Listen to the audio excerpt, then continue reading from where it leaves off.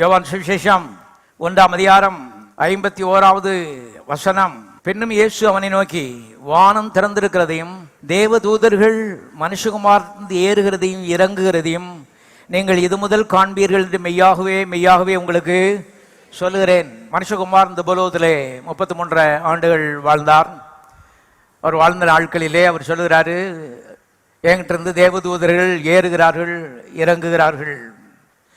இன்றைக்கு அவர் மரித்து அடக்கம் பண்ணப்பட்டு உயிரோடு எழுந்து தேவனுடைய வலது பாசத்தை வீற்றிருக்கிறார்.